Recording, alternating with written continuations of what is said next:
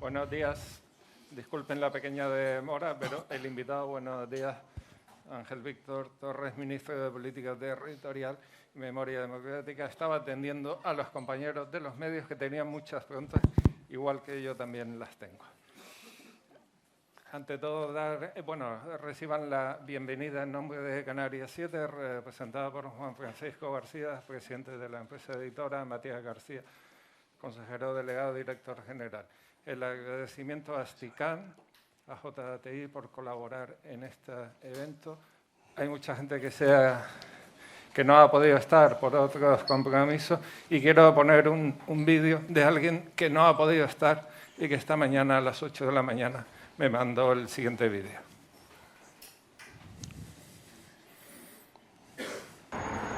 Buenos días, Ángel. Quería mandarte un saludo aquí desde el frío Madrid, así que te mando un cálido saludo y fuerte abrazo. Hoy se han virado las tornas, hoy tú estás en Las Palmas, hoy yo he tenido que estar en Madrid sin posibilidad de cambio, pero no quería dejar de mandarte estas palabras. Además que sabiendo que el incisivo Paco estará haciendo bien, como siempre, su trabajo, te estará preguntando un poquito de todo.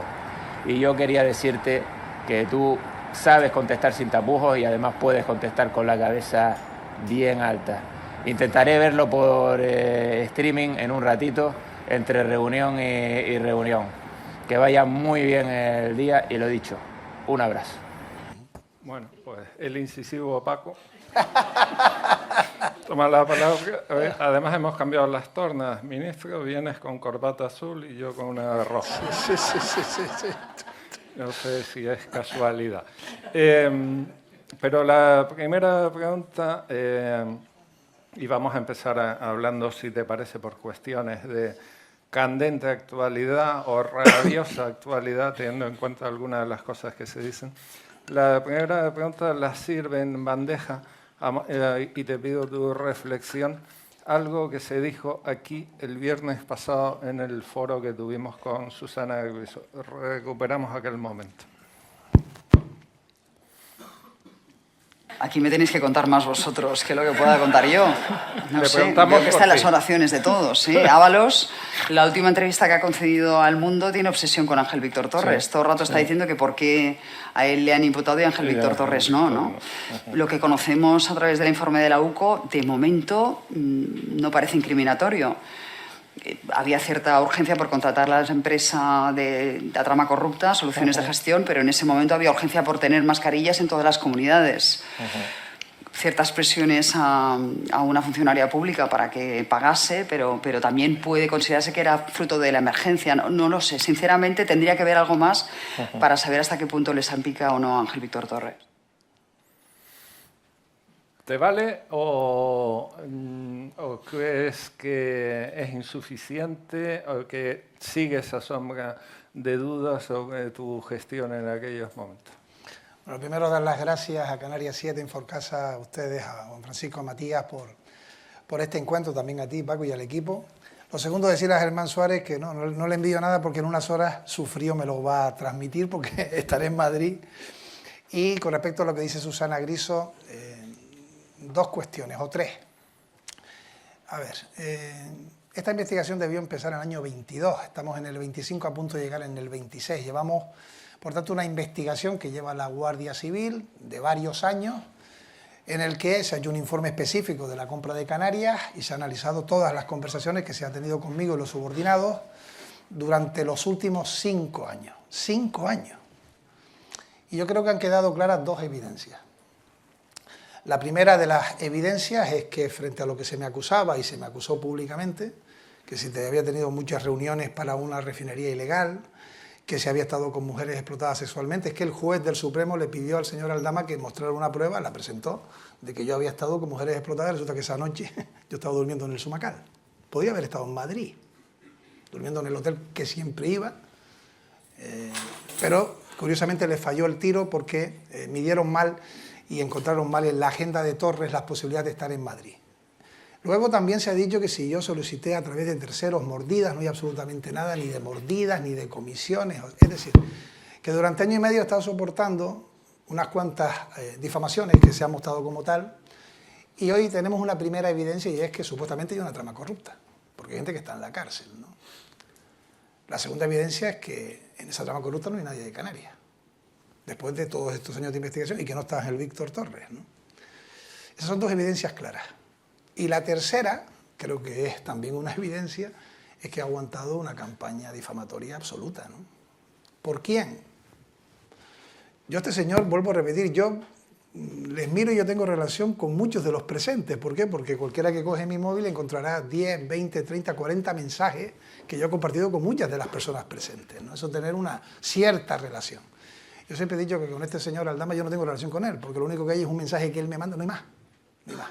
Y eso que parece tan básico, y termino, uno tiene que estar explicándolo de manera repetida, obsesa. ¿Por qué? Porque la tercera de las evidencias es que hay una campaña que no ha terminado, que lo que pretende es manchar la imagen de Torres. Ante eso seguiré, lógicamente, defendiendo el trabajo de todos los días, la honestidad y la honradez, y sigo diciendo, lo repito, que la mayoría de todos los estamentos judiciales, periodísticos, políticos, empresariales, la mayoría de la gente es honrada y honesta, la mayoría. Vale, pero esa campaña repetitiva no se podía haber evitado desde el minuto 1 con explicaciones más detalladas de si me vi en el High Alive, fuese o no una cena con Víctor de Aldama. Sí, contactaba mucho con Koldo porque era el asesor y sí, hablé con Koldo de contratos sanitarios. Y sí, yo le pido a Koldo que me pase el contacto de Víctor de Aldama, cosas que han aparecido en los informes de la UCO. Y resulta que eso que me preguntas, y yo te invito a que veas las comisiones de investigación, las entrevistas y todo lo que he respondido, lo he dicho. A mí me pide el señor Bendodo la dimisión porque yo reconozco en la primera de las comisiones en el Congreso que yo hablo con Koldo. Pide la dimisión porque dice que yo hablo con Koldo. Cuando meses después salen los mensajes, pide la dimisión porque yo oculté que hablaba con Koldo. Señor de Aldama, vayan a las comisiones de investigación. Yo no he dicho que no me haya reunido nunca con él, ni con nadie. Es más, digo, no me van a entrampar, porque basta que mañana haya un encuentro, una foto, dirán que yo he mentido. Es tal la situación, Paco, que mira, es como si tú has llegado a la montaña y dices, este señor se ha corrompido y encima está degradado, ¿no? Entonces ya lanzas el mensaje, ¿no? Durante 1 año y medio. Y cuando ves que terminan saliendo las verdades y por tanto quedan en evidencia las vergüenzas, no había mujeres explotadas, no había comisiones, no había mordidas, no había reuniones con las refinerías, no había cuestiones de la alcaldía de Aruca, que he soportado todo eso publicado, que me estaban investigando de mi etapa en la alcaldía de Aruca. Lo he visto en muchos medios, pseudomedios y medios. Y ahora resulta que al final ahora resulta que ya no hay cena. Yo sigo diciendo que ese día yo cené con Ábalos solo. Pero ahora no, es que hubo un encuentro. Pero si ya yo he dicho que un encuentro pudo haber, es que todos los presentes se acuerdan de todos los encuentros que tuvieron hace 5 años. Es que, ¿dónde está el señalamiento delictivo? Es que es tan evidente que es para mancillar la imagen de alguien que hasta quien lo hace. No, es que sí que hubo un encuentro. ¿Y de qué se habló?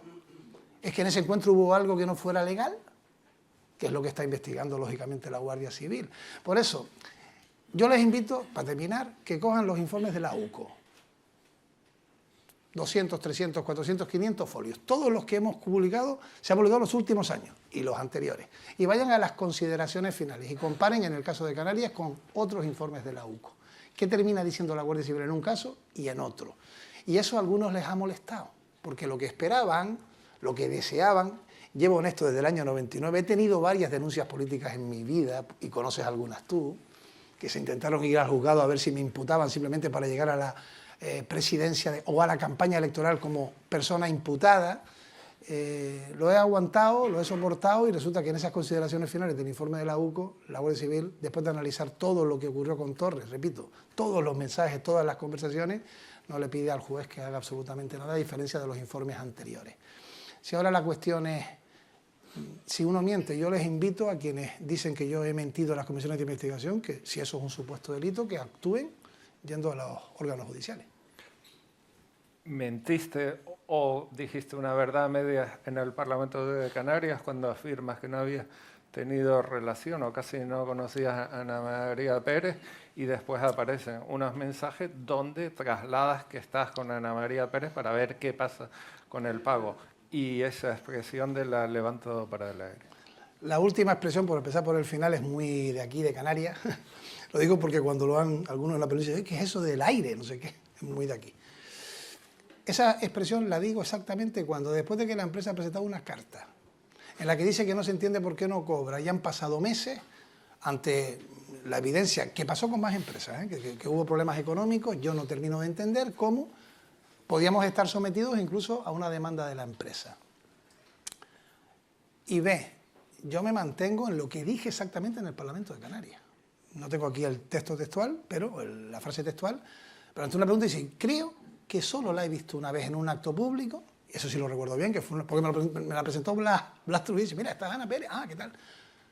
Pero yo no estaba físicamente con ella. Cuando digo estoy con ella, y hay más personas, por suerte, y testigos, fue una llamada de teléfono. Yo no estaba con ella físicamente. Dale para atrás a la moviola. ¿Qué problema tenía yo en decir, sí, yo estuve con ella, fui a su despacho y le dije, oiga, ¿esto es verdad? ¿O tenemos razón nosotros? ¿No se le ha pagado o la empresa tiene derecho? Ningún problema en decir eso.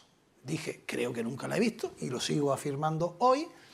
La llamé por teléfono para este y otros asuntos de otras empresas y en algunos casos tenía razón y se solventaron con algunas empresas, ¿no? Cuando dicen, no, pero es que a esta empresa se le manda a Sevilla, bueno, a esta empresa y a muchas empresas. No es que esta empresa, hay otras empresas que solicitaban batas y terminábamos comprándole guantes. Y los contratos se cambiaban sin ningún problema y había resoluciones, idénticas resoluciones. Y termino diciendo, es que todos estos contratos son analizados por la Intervención General, los servicios técnicos y jurídicos del Servicio Canario de Salud, por la Audiencia de Cuentas Canarias. El propio presidente de la audiencia llega a decir en sede parlamentaria que en principio el contrato está perfecto, Tribunal de Cuentas, y seguimos intentando buscar una relación que no se va a encontrar, porque es que las verdades son una sola y la historia no se reescribe, aunque se pretenda, ¿no? Vale, pero hablando de reescribir la historia, 2020, pandemia, y quien tenía las máximas responsabilidades en Canarias, uno puede hacer el ejercicio de pensar lo complicado, lo tenso y lo intenso que eran aquellos días. Entonces no se sabía que había una trama corrupta, eso se descubre, o presuntamente corrupta, por mantener la presunción de inocencia. Pero ¿no se te enciende un chip cuando te ves hablando con un asesor ministerial cuyo currículum era portero de discoteca, profesión absolutamente respetable, pero sin conocimientos en materia sanitaria, sin conocimientos en contratación, y que te llamaba o llamaba a alguien de tu equipo para decir, oye, esta empresa que esta es de fiar? ¿No se te encendió en algún momento? Y más a más cuando ese asesor encima te llama como si la empresa fuese de él, oye, que hay un problema, que no llegan los pagos. En marzo del 2020, y pueden ir ustedes si quieren a los acuerdos de Consejo de Gobierno, y aquí hay consejeros que estaban entonces, nosotros fuimos capaces de aprobar partidas económicas para ingreso de material inmediato, marzo, que llegó en septiembre. Es decir, incluso pedidos para traer material de China que fue imposible traer, con acuerdos de gobierno. Y aquí resulta que llega una propuesta de una empresa que ya había trabajado con puertos en Canarias y en Baleares, que es capaz de traer material en 48 horas y lo trae, que se distribuye millones de mascarillas en la sociedad civil de Canarias y con empresas canarias que lo adquieren, Canarias y de Gran Canaria, ¿no? Y que salvan vidas. Y me pregunta si a mí se me encendió un chip. Yo hablaba con el asesor del ministerio. Yo no conocía su pasado eso se sabe ahora. Entonces era el asesor del ministerio, como había un ministro y había una estructura de mando en ese ministerio. Y la relación, por supuesto, que era una relación institucional entre un ministerio y un gobierno de Canarias. Claro, visto desde hoy, y termino con esto, me gustaría que nos pongan en fila todos los que nos dijeron en el año 20 que estábamos ante gente que se estaba corrompiendo, o en el 21, o en el 22. Se detienen en el año 23 y estamos, dice tu presunción de inocencia, correctamente en el año 25, ¿no? Porque ese es el quid de la cuestión. El quid de la cuestión es, ¿y si hubiese sido otra empresa, por ejemplo Canarias, y hoy detienen a ese señor? ¿Son las mismas concomitancias? Porque entonces era una empresa que vendía material y que lo suministraba y que llegaba. Lo estamos viendo con los ojos del presente. Y con los ojos del presente, la gran pregunta que hay que despejar es, ¿en el año 20 sabía alguien de Canarias que estábamos ante una trama de corrupción donde había supuestos ingresos ilegales? ¿Sí o no? Si la respuesta es sí, esas personas tendrán que pagar con todo el peso de la ley. Si la respuesta es no, estamos haciendo un juicio paralelo, evidentemente. Y termino diciendo, yo sé lo que pasamos en aquellas épocas, pero es que yo tengo mensajes, yo y otros, de compañeros de distintos partidos políticos para traer material, de empresarios, de alcaldes, los tengo yo, ¿eh? Oye Ángel, echaban una mano gente de otros partidos políticos. Yo tenía que pensar si eso era porque se estaba llevando a alguien una comisión de manera ilegal o es que estábamos desesperados porque decíamos a la gente que se hicieran mascarillas de tela. ¿Te acuerdas? El actual rector pidiendo que nos hiciéramos mascarillas de tela, o cuando yo hablaba con Perpetuo Socorro que iban a Decathlon a buscar las gafas de buzo para poder operar porque no tenían con qué operar. Eso fue el momento aquel. O representantes políticos que a ver si conseguían un respirador en una isla menor. O cuando se nos decía que como estábamos mejor que otros territorios había que mandar material de aquí para la península, pero estamos locos, estamos a 2000 kilómetros. O cuando yo me enfrento a Salvador Illa, claro, y está aquí la que era ministra entonces en el gobierno de España, porque no yo. Defendíamos que podíamos, que estábamos haciendo las cosas bien, traer turismo en el verano del 20, verano y la etapa de invierno. Baleares lo pedía para el verano, nosotros para la etapa de invierno. Oye, ¿por qué no podemos utilizar antígenos? En algún momento yo, está el informe de la UCO ahí, dije que fuera esta empresa, no, lo que queríamos era que pudiéramos utilizar antígenos. Hicimos un decreto ley, nos dieron ideas desde Fuerteventura, lo sacó adelante la consejera de Turismo, se aprobó por unanimidad en el Parlamento de Canarias. Y luego el gobierno de España nos dijo que no. Tenían que hacer con PCR, claro, es que un PCR hoy, tú te lo das y te da resultado. En el año 2020 tardabas días. Y claro, tú haces que un turista venga, se hace un PCR y ¿qué haces con él durante 3 días hasta que le den el resultado? Se queda en un hotel en Madrid, se queda en un hotel aquí, haces una burbuja por si está contagiado. El antígeno era inmediato, pero estaba homologado en algunos países de Europa. Nosotros pusimos sobre la mesa esa opción y el gobierno de España nos llevó al Tribunal Constitucional. Y yo me enfadé y dije palabras feas. Pero es que seguro que nadie dice palabras feas. Porque uno se calienta, con perdón. Pero ya que mencionaste de antígenos PCR, ¿por qué se elige Eurofins Megalab? ¿Por casualidad o porque Koldo también te dice, oye, es que este Víctor de Aldama pues también tiene ahí un contacto? Cuando se produce esa reunión en el Parlamento, era para hacer viajes seguros y no los hicimos. No salió adelante la propuesta, que trabajábamos con el Ministerio de Turismo, el Gobierno Balear. Cuando se contrata con esta empresa fue en diciembre para los canarios residentes. Y una idea, ¿con quién se habló? Ahora, esta empresa, Eurofins Megalab, acaba de ser contratada por el Senado, con mayoría absoluta del PP. Esta empresa, Eurofins Megalab, tiene oficinas en toda España, también en Canarias. Tiene una trayectoria demostrada. Y había en el conjunto del país muchísimos lugares donde podían ir esas personas, los canarios, a hacerse las pruebas. La pregunta es, si no lo hubiésemos hecho, ¿cuántos canarios hubiesen muerto? No lo digo yo, ¿eh? Hay un informe de la universidad que dice que decenas. ¿Por qué Canarias tuvo tan buenos datos de la pandemia? ¿Por qué? ¿Por accidente? ¿Por casualidad? ¿O porque sí se hizo un trabajo que yo no me lo acuño como presidente?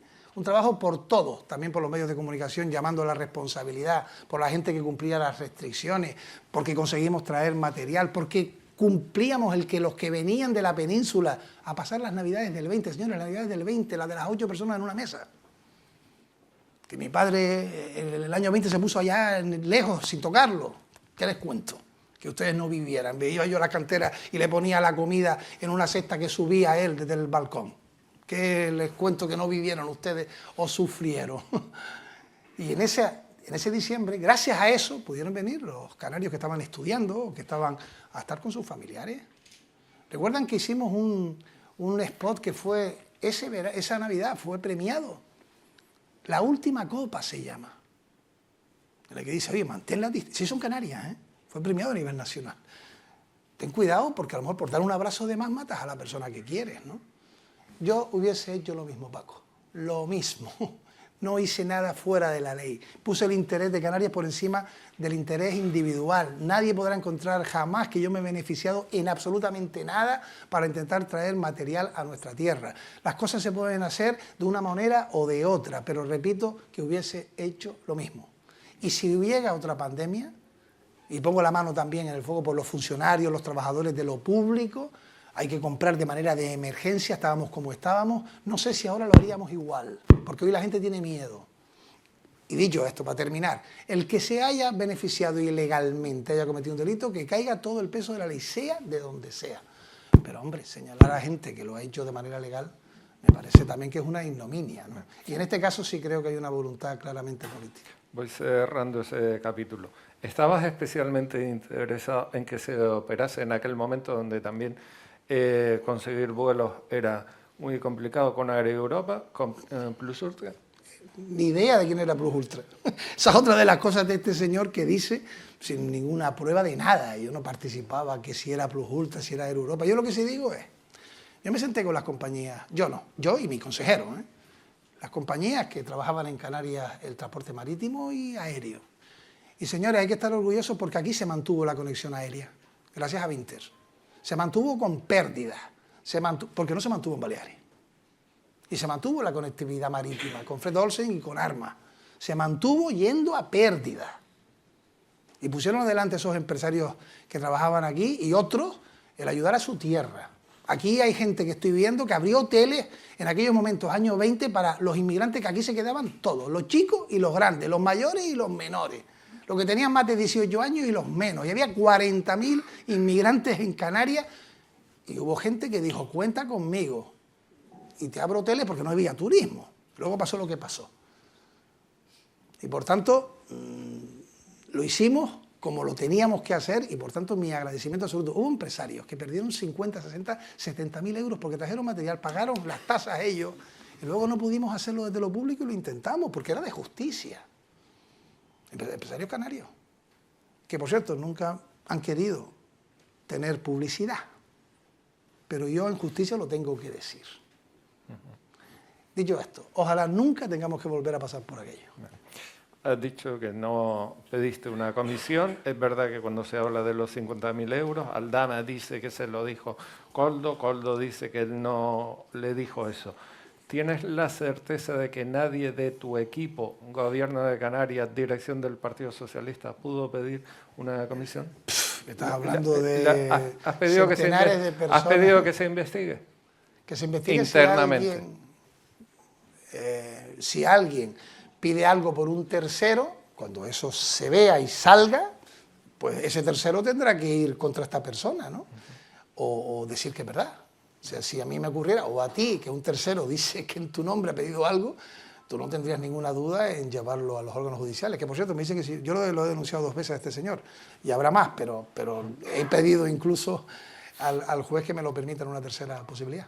¿La dimisión de Oliveras como tu jefe de gabinete fue un cortafuegos? En absoluto. Miren, el señor Oliveras, yo acepto ser ministro cuando tenía en la cabeza otra cosa, y para otro día, porque hoy si no comeremos todo el tiempo, ¿no?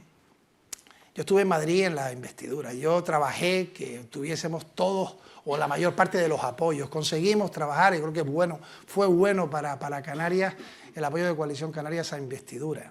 Y cuando estaba luego en Madrid y regresé, pues se dio la posibilidad de ser ministro ese fin de semana.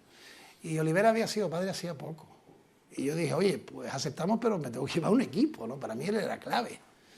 Lo fue en el Gobierno de Canarias. Y otras personas que me acompañaron, porque lo sabe Carolina, no es sencillo estar 4 o 5 días en Madrid con tu familia aquí, y el momento también es complejo, ¿no?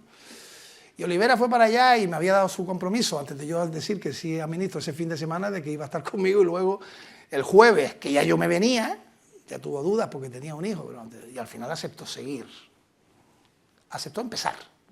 Y luego volvió a ser padre. Entonces ya había una situación familiar. No hay más que eso, es una situación absolutamente personal. Cierro capítulo. ¿En el PSOE Canario también se paga en efectivo? Yo supongo que hay... Bueno, ya el otro día Óscar Puente, en un viaje que hizo a Canarias, si no me equivoco, sí, demostró que hay dinero que se le da en efectivo, vas al lugar pertinente, lo pagas, coges la factura y lo justificas. Entonces hacen las administraciones. Lo que no puede ser es que tú pagues en efectivo y luego blanquees o hagas cuestiones ilegales, pero pagar en efectivo, que yo sepa, todavía en España es legal. Vale. Decía el viernes, comentaba con Susana Griso, que cada vez que viene alguien de fuera de la península y a ser posible de Madrid, le preguntamos, oye, ¿cuánto crees que va a durar la legislatura, teniendo en cuenta que seguimos sin presupuestos, que ha habido un fiscal general nombrado por el gobierno condenado, que ha habido 2 secretarios de organización nombrados por el secretario general del PSOE y presidente del gobierno? Uno durmió en prisión, el otro sigue en prisión, con la esposa del presidente investigada, con el hermano del presidente a punto de sentarse en el banquillo el próximo año. ¿Cuánto puede durar esto? Y se lo pregunto a alguien que está sentado en el Consejo de Ministros. ¿Es sostenible? Tú has gobernado en un pacto, sabes lo que es un pacto, pero también sabes lo importante que es para un gobierno tener presupuesto. Es la columna vertebral. Sin duda. Y este gobierno lo seguirá haciendo, ser gobierno, en tanto en cuanto no se establezca un mecanismo democrático que haga que este gobierno deje de estar en Moncloa, que es, y está regulado, la moción de censura. Ese es el mecanismo, ¿no? O la voluntad del presidente de decir, hasta aquí he llegado. No lo va a hacer el presidente Sánchez.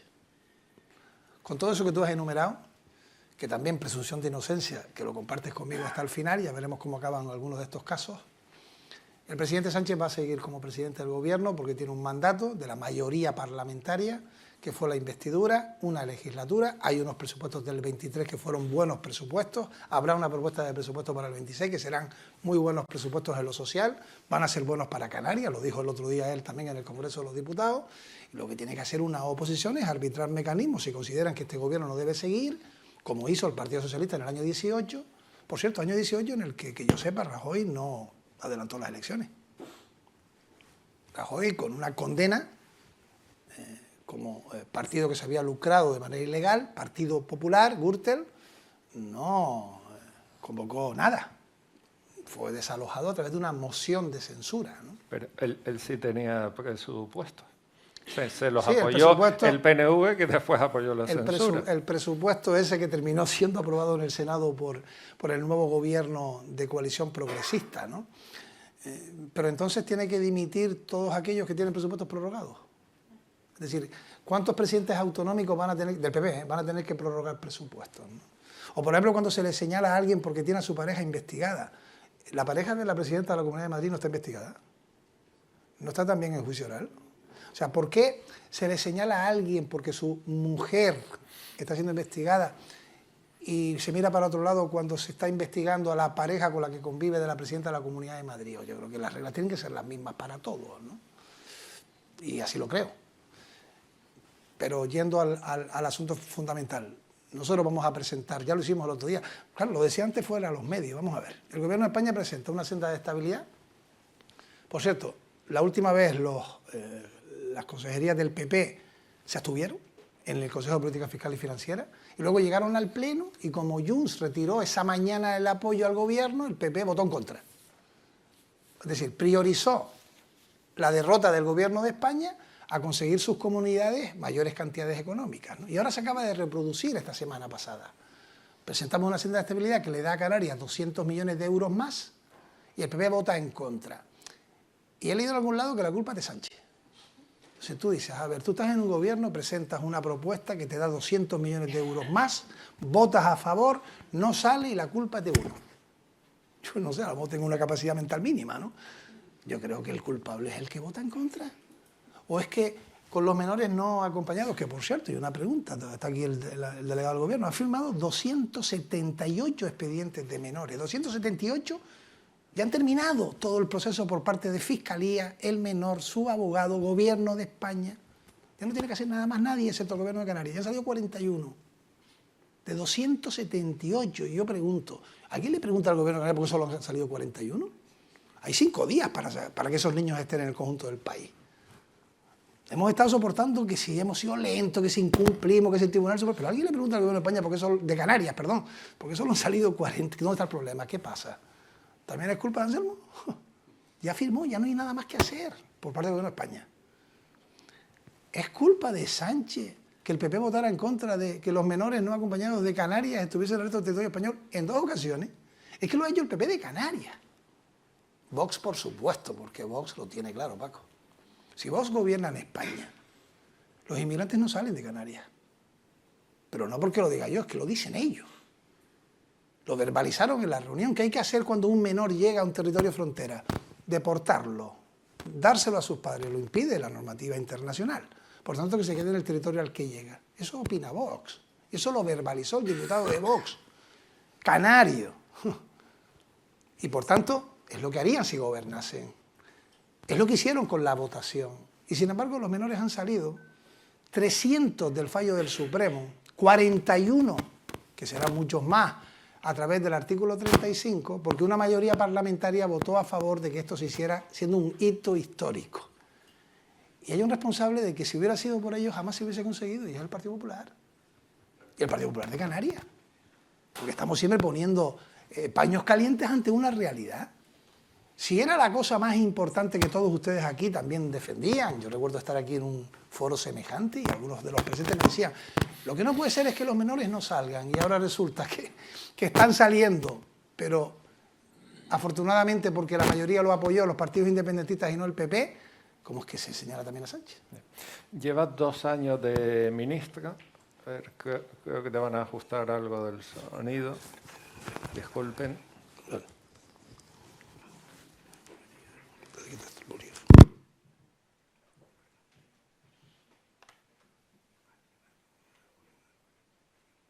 Gracias. Llevas 2 años de ministra, pero sigues muy vinculado a la política canaria como secretario general. Espera, que lo coloca.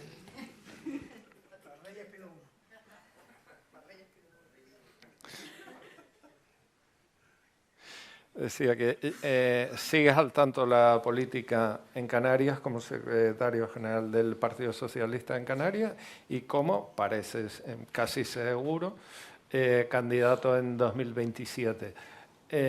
¿Cómo ves desde la distancia de 4 o 5 días en Madrid, Canarias, la Canarias que dejaste y la Canarias actual? Porque la vivienda sigue siendo un problema, la brecha social sigue ahí, hay muchos empresarios que nos acompañan que dicen, oye, está costando encontrar gente para determinados puestos. Como ministro con lealtad al gobierno de Canarias. Otros ministros llegaban a Madrid y todo lo que aprobaban era contra Canarias. No hace falta nombrar a nadie, ¿no? Creo que todos lo tenemos en la cabeza. Impuesto al sol. Y yo llego al Consejo de Ministros como Carolina y Héctor Gómez y lo que hacemos es, en estos años, aprobar el que los menores estén en el resto del territorio español.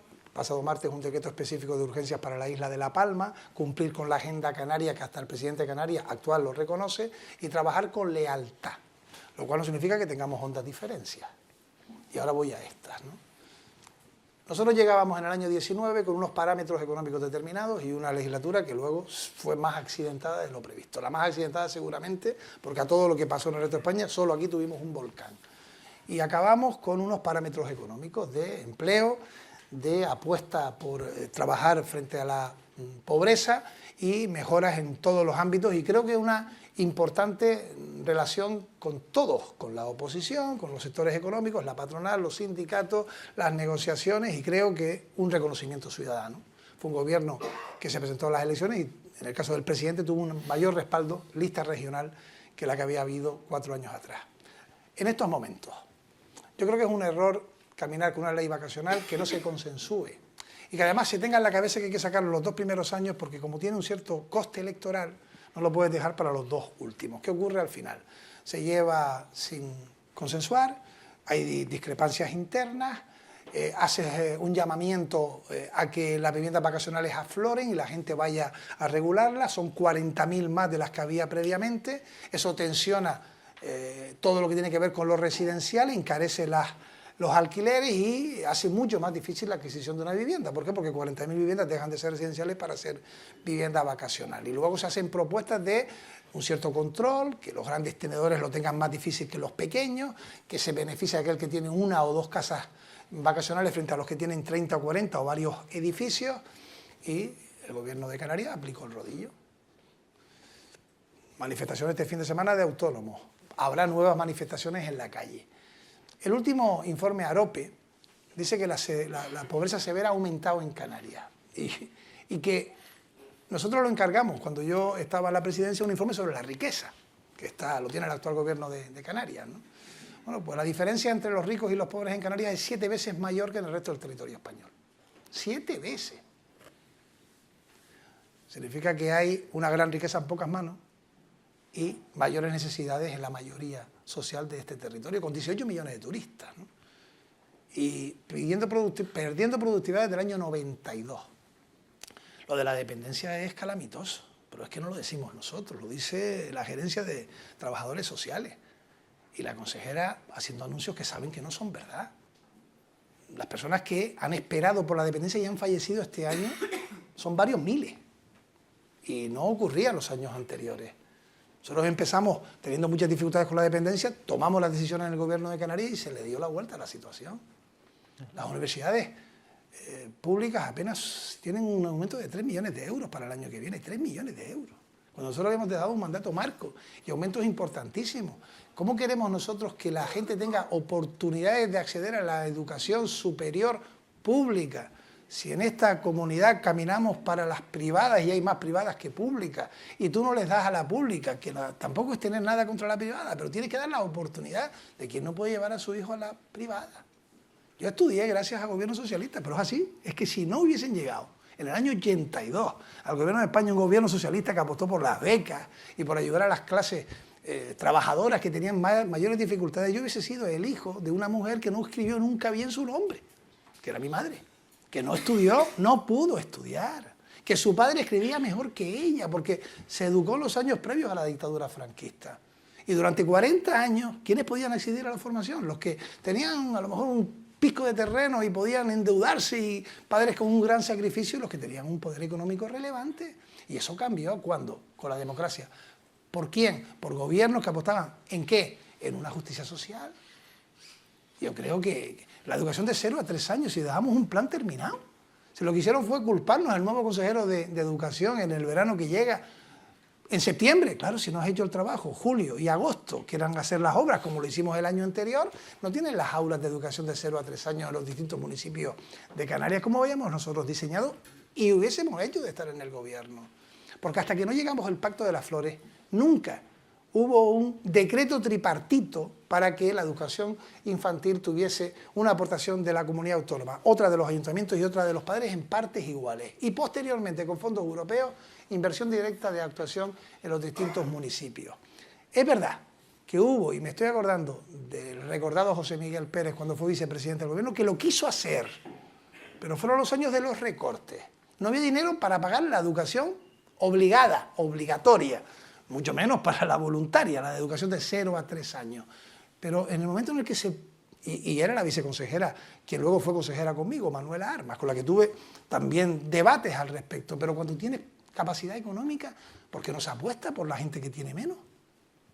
Es cuando hay que apostar sobre todo. O sea, cuando hablamos de que Canarias está en un ciclo económico magnífico, la pregunta es, ¿y ha servido para reestructurar mejor esta tierra?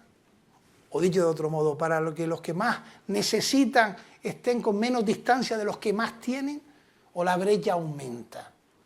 Hay que reflexionar por qué con menos turistas o semejantes Baleares tiene una renta per cápita como la que tiene y no Canarias. Hombre, hay quienes dicen, claro, es que con Torres no se hizo. Bueno, Torres fue presidente 4 años. Después de no tener un presidente socialista 26 años.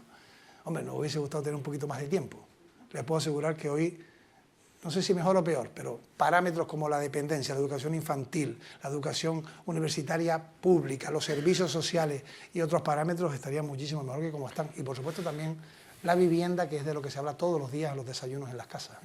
Vale, pero después de este repaso que le has hecho a un gobierno coalición PP, pensando en 2027, que parece que te vas a volver a presentar, los sondeos que manejan ustedes y los que manejan otros partidos siguen diciendo que el Partido Socialista puede ser primera fuerza política. ¿Con quién aspiras a gobernar, Ángel? Porque el Pacto de las Flores tenía otros componentes, que uno de ellos ha sufrido una fractura traumática. Podemos no está en su mejor momento, Casimiro Curbelo estaba y está en el otro lado, y después de irte, ¿te ves pactando con Coalición Canaria? Yo creo que hay por delante mucho que decir y que escribir, mucho. Hay una izquierda del PSOE que también está en un camino de poder reunificarse, creo que sería también bueno porque hay mucho voto que si no quedaría o en sus casas o en el vacío, ¿no? Y luego hay un auge de la ultraderecha. Yo voy a ser claro, ¿eh? Yo estoy en política para defender el interés general y yo soy canario y en donde esté, como todos ustedes, queremos lo mejor para nuestra tierra. Para esta tierra, y eso lo comparte conmigo el actual presidente de Canarias, sería dramático que gobernara la ultraderecha en Madrid. Y hay quien dice, ¿pero por qué? Y digo, coño, porque esta es la tierra de la ultraperiferia. Que estamos ahora mismo negociando el marco plurianual 28-34 y tenemos un problemón tremendo. Tremendo, porque se quiere unir todo el POSEI, todo lo que tiene que ver con las políticas estructurales en marcos nacionales donde indudablemente las regiones ultraperiféricas de Francia, Portugal y España serán las damnificadas. Centralización se llama. Bueno, pues habrá que preguntarle al que quede segundo o tercero si van a pactar con el cuarto o con el tercero. Es decir, si van a pactar con Vox. ¿Por qué? Porque si Vox gobierna, hay comunidades que van a ser señaladas, está claro, por la política centralista. No va a ser la Comunidad de Madrid, que quiere que todos los centros y sedes estén en Madrid, que tiene una política fiscal claramente de protección de su territorio. Será los territorios alejados, Cataluña, País Vasco, Canarias, y especialmente Canarias, ¿eh? Por eso nosotros vamos a trabajar en lo que nos queda de legislatura para seguir haciendo política social y en Canarias para hacer propuestas constructivas al actual gobierno de Canarias. Yo creo que vamos a ganar las elecciones. Yo creo que estamos haciendo un buen trabajo, no sin dificultades, hay marejadas, marejadillas, se habla de la corrupción. Vuelvo a decir, en el caso concreto de las personas que nos han afectado, el secretario de organización que lo fue, Ábalos, se le pidió por una ejecutiva federal inmediatamente que tenía que entregar el acta, no se esperó, inmediatamente, febrero del 24, ahí se le pidió, y en el caso de Santos Cerdán, desde que se hizo público el informe de la UCO, ese mismo día el secretario federal también le exigió que tenía que entregar el acta. Actuaciones inmediatas, sin miedo, porque si tienes miedo no lo haces, sin miedo, porque ante la corrupción o supuesta corrupción hay que actuar con contundencia. Y yo sé que puede ser un momento complejo, pero la gente se lo va a valorar. Estoy convencido de ello, porque además necesitamos a la política, ¿eh? Porque como se instale que todos los políticos, y hay que hacer un esfuerzo entre todos, también desde los medios de comunicación, lo creo sinceramente, ¿eh? Como se instale que la política está corrompida, pues vamos a tener una tremenda desafección, y ojo, que esos son los nacimientos y los embriones de los movimientos totalitarios y fascistas posteriores. Y la clave es, creo que vamos a ganar las elecciones. Nosotros, si ganamos las elecciones, como hicimos en el año 23, haremos una propuesta de gobierno. Yo creo que es posible un gobierno progresista. Sumar, es posible. Si no, haremos una propuesta. Y entonces la pregunta será la de que tendrá que responder otros. Y es si, para mantenerse en el poder, son capaces de pactar con cualquiera. Nosotros jamás pactaremos con la ultraderecha, que está por la centralización, que hace y practica un mensaje xenófobo, que condena los territorios frontera en el marco migratorio, que desde el punto de vista de todo lo logrado en Canarias, que haya resonancia magnética en La Gomera, o tengamos más centros de salud, claro que cuesta más la sanidad en Canarias, pero es de justicia, ¿no? Porque somos 8 islas separadas, eso desde esa ultraderecha se va a eliminar, y eso lo saben todos, porque es lo que ellos propugnan, y ahí será, si los otros, pensando que la amenaza, entre comillas, es un partido progresista que tiene una larga trayectoria de responsabilidad con nuestra tierra y con nuestro país, es el enemigo o son los dictados ultraconservadores, ¿no? Yo creo que algunos saben que son los dictados ultraconservadores, ¿no? Pero Ángel, has mencionado los 50 años de libertad, es la expresión que has usado. Y después de 50 años de libertad, ¿no hay un riesgo en trasladarle a la ciudadanía esto de cuidado, no voten mal, no se equivoquen y voten a esto?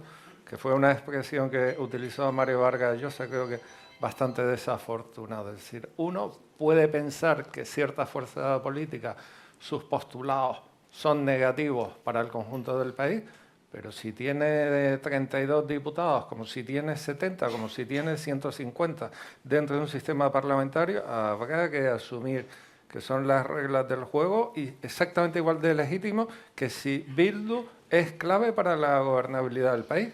Y esa es la grandeza de la democracia, pero siendo eso así, en Alemania la derecha y la socialdemocracia se alían ante un cordón sanitario. Alemania, que deja fuera a quienes tienen reminiscencias del nazismo y de lo que supuso el totalitarismo hitleriano. Y hacen un cordón sanitario.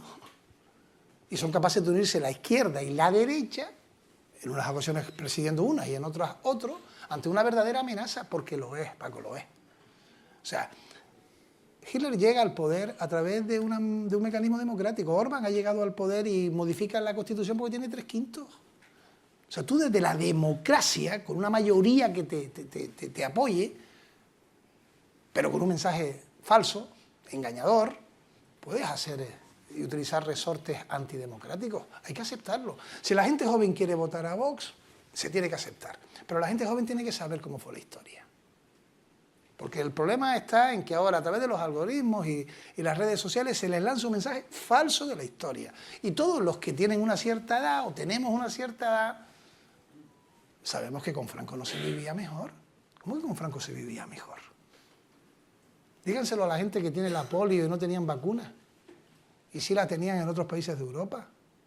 Díganselo a los que tenían que subir en un barco para irse a Venezuela en los años 40 y 50 huyendo del hambre. Porque la guerra de España trajo una dictadura con problemas sociales, políticos y económicos. O sea, ¿cómo que se vivía mejor? Si las universidades fueron dirigidas por quienes defendían el régimen. No se puede vivir mejor cuando tú no puedes opinar libremente, como ahora sí se hace, ¿no? ¿Cómo pueden los jóvenes decir que se vivía mejor con la dictadura si tendremos dentro de poco un acto en Fuerteventura donde había un centro de trabajo forzado a donde iban los que eran homosexuales y lo afirmaban, porque homosexuales los había, lo que pasa es que se casaban con personas del otro sexo, porque había que mantener las apariencias, pero los que decían que eran homosexuales terminaban siendo golpeados en un centro de trabajo forzado en Fuerteventura, y me han dicho chiquillos aquí que eso es mentira. No, lo que es mentira es la mentira que se propaga a través de las redes. Lo que es mentira es que aquello era un sistema donde todo el mundo podía opinar. Lo que es mentira es que se diga ayer que en el gobierno de España hay una dictadura.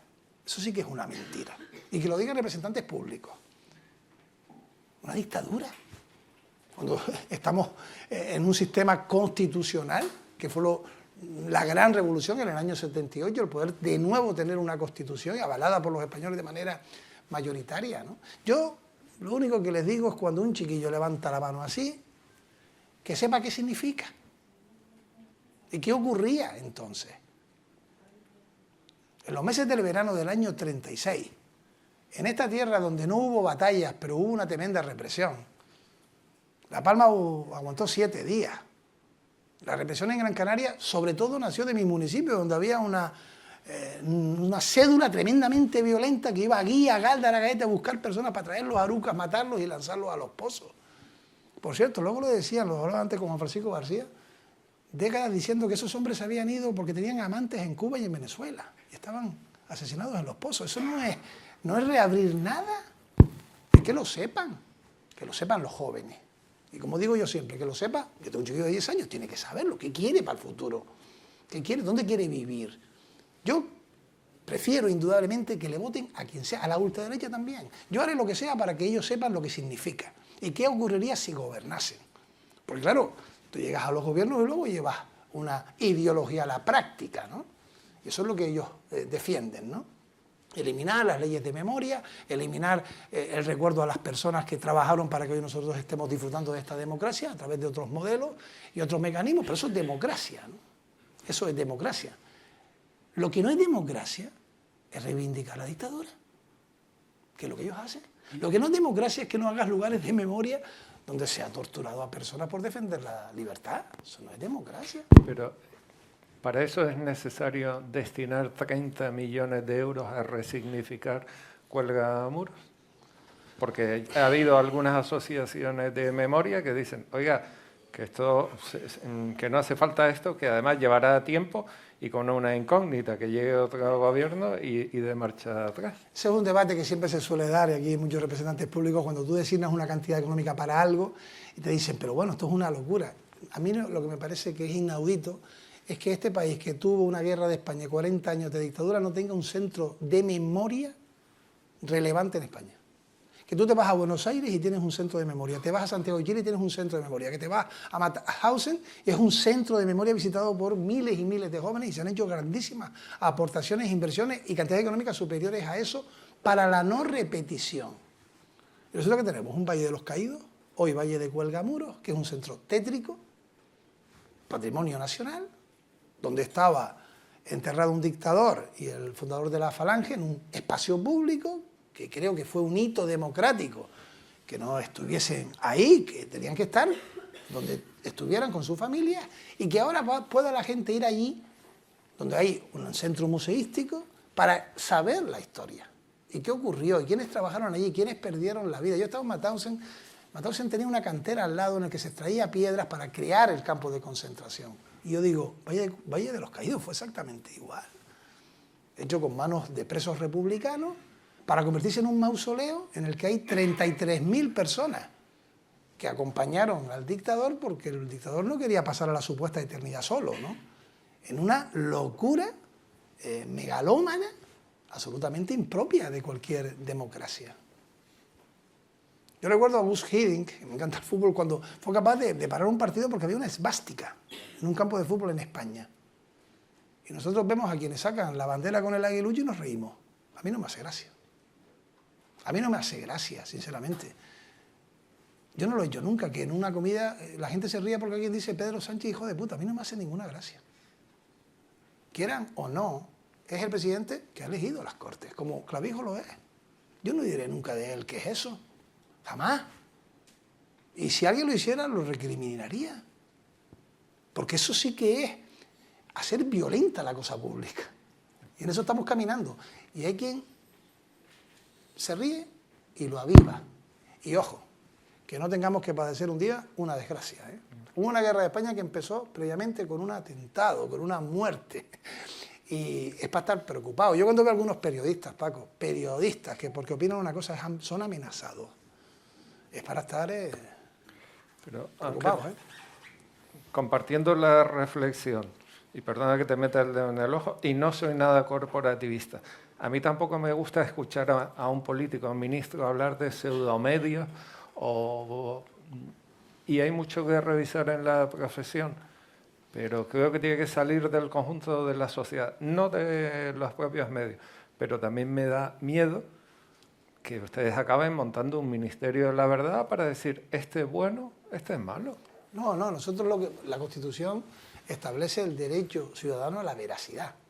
Solo establece la Carta Magna, ¿no? Yo tengo el derecho de que se me cuente la verdad. Eso no significa que tú tengas esa manera de contar la verdad. Puede ser de un color o de otro, pero es la verdad. Lo que no es la verdad es que yo tenga que soportar en un periódico que yo he encriptado mi teléfono con este señor que antes me hablaba. Cuando aquí está Roberto García, lo miro a la cara, yo no sé ni borrar los mensajes. Yo soy un tronco en las nuevas tecnologías, lo saben quienes me conocen. Y cuando tú llamas a ese medio, no, te damos un espacio. No, es que lo que has publicado es falso. Eso fue hace un año, por lo menos. Y estamos un año después, y claro que era falso. Ya hoy se sabe que es falso, no he encriptado nada. Yo lo que digo es, ¿qué se busca publicando algo a sabiendas de que es falso? Hay otro fin, ¿no? No es informar, es otro fin. Nosotros lo que estamos diciendo es, el derecho a la verdad es un derecho constitucional. Las líneas editoriales siempre han existido y existirán, ¿no? Existen y existirán. Pero el problema que tenemos hoy, y lo digo con sinceridad, es que hay tanta información, y no a través de los periódicos de papel, a través de las redes sociales, que ya la gente no sabe lo que es verdad. Tú dices, pero bueno, eso es libertad. Hombre, a mí me parece que un tipo, una tipa, quien sea, debajo del anonimato, insulte a la gente, me parece que eso lo vemos, por ejemplo, en algunas redes. Te insultan, anonimato, lo defienden esas redes, bueno, te vas o lo aceptas, ¿no? distinto es que un medio, por ejemplo, y yo creo, el código deontológico, ustedes tienen una profesión hermosísima, de una gran vocación. Por cierto, creo que no está bien pagada. No lo digo por este medio, lo digo desde lo público, ¿no? Por ejemplo, yo que llevo en ayuntamientos, deberíamos quizás decir por qué no tenemos licenciados en periodismo en las administraciones públicas, ¿no? Y si hay de todo tipo, ¿no? Creo que ahí hay algo por corregir, ¿no? Y además, tienen un código deontológico, están en una profesión que aman, a la que llegan por pasión y que al final son claves para la opinión pública. Son fundamentales, ¿no? Y eso es lo que creo que desde el gobierno decimos, ¿no? No que nos escriban aquello que nos gusta, ¿no? Por retomar y cierro ese capítulo, memoria democrática. ¿Por qué no se hace, decías antes, es que hay jóvenes que no saben lo que es la dictadura? También hay jóvenes y en 2027 tocan elecciones, hay jóvenes que ya les habla de ETA y no saben lo que fue. No veo el mismo empeño de tu gobierno, no sé si están condicionados por los apoyos de Bildu y también del PNV, en mantener vivo el recuerdo. Pero no solo ETA, tampoco veo el mismo empeño en explicarle a la ciudadanía que fue el GAL y que hubo un ministro y un secretario de Estado condenados que fueron a la cárcel y que había algunas personas allí aplaudiendo y dando abrazos. Y que luego fue indultado por el presidente Aznar, a los 3 meses de llegar al gobierno. A ver, la situación de la historia. Hubo una amnistía a todos aquellos que estuvieron en el lugar de los torturados y de los torturadores después de la guerra de España y después de la transición democrática. En la transición democrática hubo una ley de amnistía. Y por tanto aquello fue un grandísimo sacrificio, especialmente de los torturados durante el franquismo. Ley de amnistía.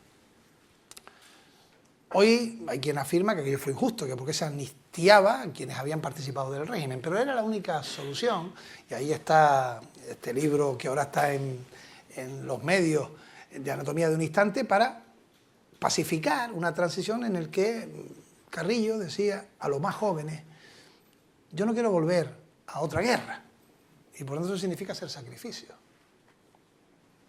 Y luego hubo unas elecciones y muchos a lo mejor castigaron o castigó a un partido que fue legalizado por alguien que luego también fue castigado incluso por sus propios compañeros. Pero también creo que fue fundamental lo que ambas personas hicieron para esa transición democrática que con sombras tuvo muchísimas más luces.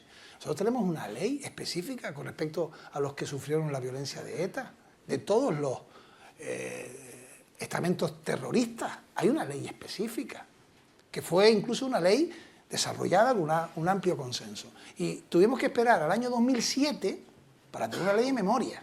2007, Franco Moreno, en el año 1975. Que muchos dicen que fue muy tardía. Hoy tenemos una ley que no es unánime, no la votó el Partido Popular, la última tampoco la votó Vox, y algún partido que pedía más se abstuvo. Y es una ley que como ministro de Memoria Democrática tengo la obligación también de desarrollarla, ¿no? Que es lo que estamos justamente haciendo.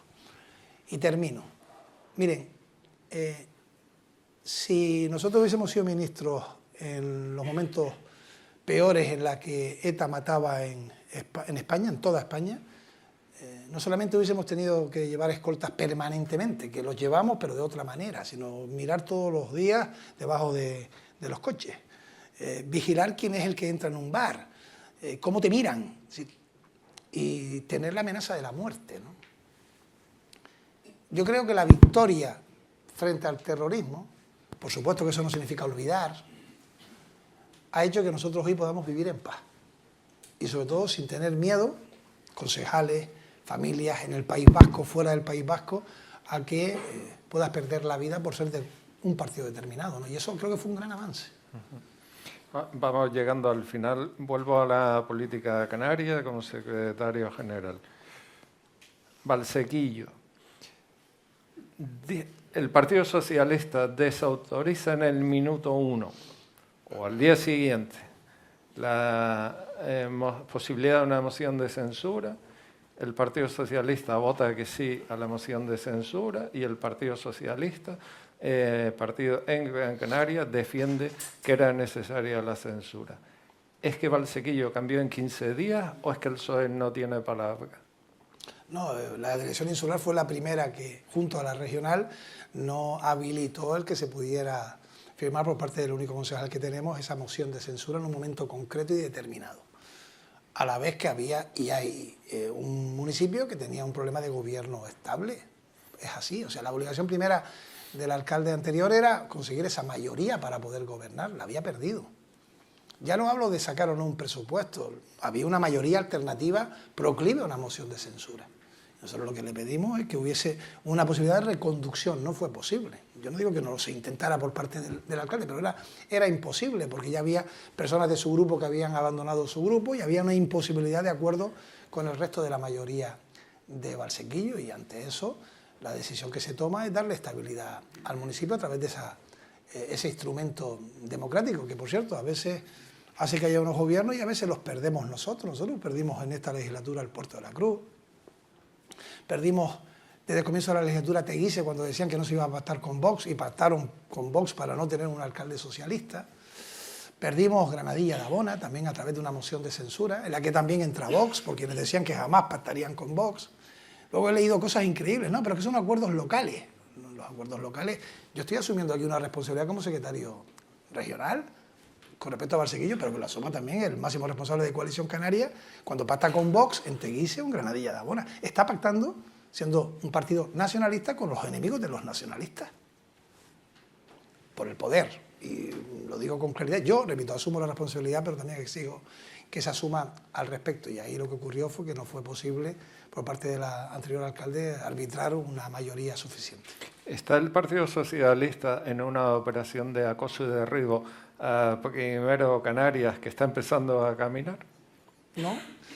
Nosotros somos un partido socialdemócrata, tenemos unos postulados cuando llegamos a los gobiernos. En el año 2015, hace ya de estos 10 años, casi 11, se consiguió un acuerdo entre dos formaciones de claro carácter progresista, que fue el Partido Socialista de Canarias y Nueva Canarias, que llevó consigo el que hubiese una vicepresidencia, que tuve el honor de tenerla, del Cabildo de Gran Canaria. Todos los acuerdos, menos en uno, en Gran Canaria, pero no por nosotros, sino porque no quiso la que entonces era la alcaldesa de Teror, que luego pierde la alcaldía con una moción de censura, y se dieron acuerdos Nueva Canarias, PSOE Nueva Canarias en todas las administraciones. Y eso se volvió a repetir en el 19 y se volvió a repetir en el año 23. Y por tanto nosotros tenemos un acuerdo vivo con una formación política progresista, que es de izquierdas, que tiene su mayor fuerza lógica en Gran Canaria, y nosotros mantenemos esos acuerdos del mismo modo que ha habido una decisión en ese partido político en el que algunos alcaldes han abandonado esa formación y ya adelantan que están en disposición o predisposición de pactar con un partido, que es Coalición Canaria, que tiene otros postulados también ideológicos, ¿no? Y la pregunta habrá que hacerle a los de Primero Canarias si siguen siendo progresistas o están pactando con un partido que en su estatuto primero dicen que son progresistas, pero claramente cuando llegan a la práctica hacen políticas liberales, neoliberales y conservadoras, ¿no? Y puedo poner varios ejemplos. Ahí están los primeros decretos que ellos tomaron y algunas cuestiones que nosotros les hemos planteado que son características de gobiernos progresistas y que no han querido hacer, ¿no? Nosotros, por ejemplo, fuimos claros. Esta legislatura empezó con uno de los grandes engaños, ¿no? Cuando se habla de mentiras, ¿no? Y aquí lo dije en un debate entre los candidatos. Decir que tú bajabas 2 puntos el IGIC era una temeridad. Era un engaño, una mentira mayúscula, con letras de molde, ¿eh? Pero aquí lo mantuvieron. Partido Popular y Coalición Canaria. Si ellos gobernaban, bajarían 2 puntos el IGIC y aliviaría la carga familiar. Porque sobre todo haría que las personas tuviesen más dinero en sus bolsillos y por tanto menos capacidad de recaudación del gobierno de Canarias. Bueno, ya van para el 3er año, no han bajado el IGIC.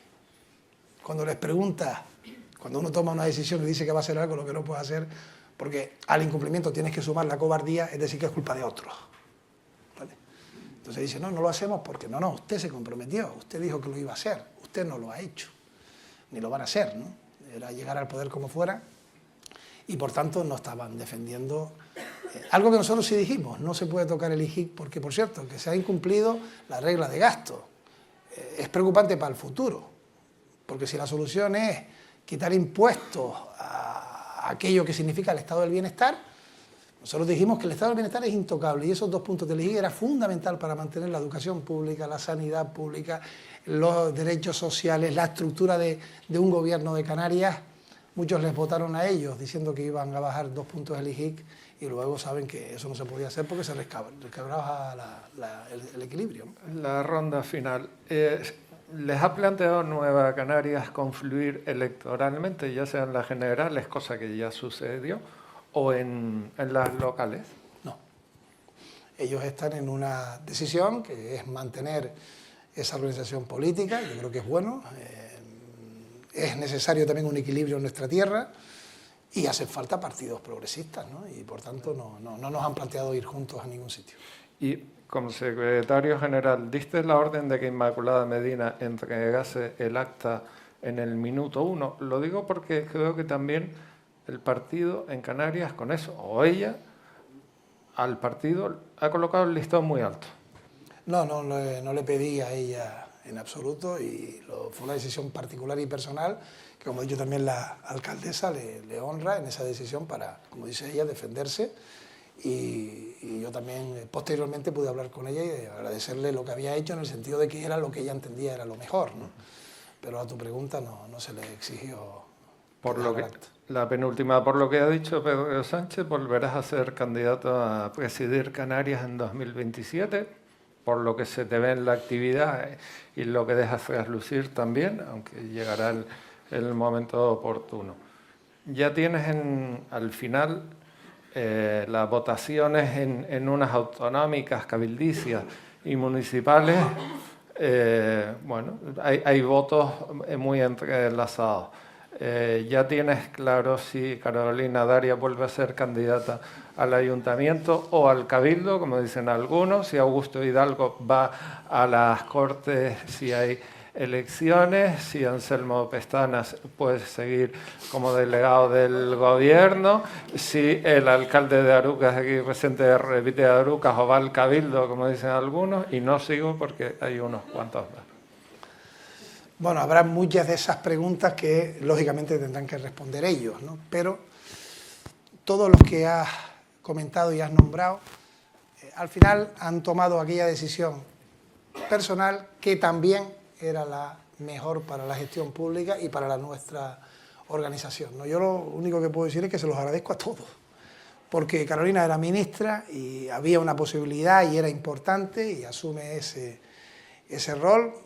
Y ahí se mezclan cosas, porque a lo mejor tú tienes unos deseos y finalmente tomas otras, como yo quería ser presidente de Canarias, yo no quería ser ministro, yo lo único que tenía en la cabeza era volver a repetir. Y luego, al acabar esos 8 años ya veríamos, ¿no? Y así lo había comentado con mi partido, ¿no? Por lo tanto, es un partido fundamental que tiene a miles y miles y miles de militantes a sus espaldas, a su lado, empujándonos, apoyándonos y a millones de votantes. Y a todos ellos, a esos millones de votantes y a esos miles de militantes, por supuesto que cuando aparecen en nuestra organización casos de supuesta corrupción hay que disculparse ante ellos, a la vez que agradecerles el apoyo porque la mayoría de todos esos miles y miles de militantes y millones de votantes se levantan todos los días para trabajar honradamente para sacar a sus familias adelante. Y el compromiso que tiene es que nosotros hacemos lo propio, lo mismo. Y por tanto, este partido seguirá siendo fundamental, como lo fue en el 23, lo será en el 27, y lo va a ser también en Canarias, tanto en el gobierno autónomo como en los cabildos y en los ayuntamientos. Vale. Acabamos ya. Yo decía, Ángel, me había planteado, y te había dicho, oye, de la salud no se pregunta, yo me planteé este interrogatorio. A alguien le dije al principio, hemos subido la intensidad de los focos para ver si te incomodábamos, pero como un test de estrés de salud política, creo que, viendo el silencio de la sala, creo que desde el punto de vista político, en triglicéridos, en aminoácidos, en todo da los valores muy altos, confiamos todos en que en la PSA también, y darte las gracias a tu equipo. Muy bien. Sí, perdón. Y darte las gracias, y esta sigue siendo tu casa. Espero que verte aquí antes de 2027 y no sé si en 2026 ya con elecciones y en 2027 donde quieran los votantes. Muchas gracias. Muchísimas gracias a ti.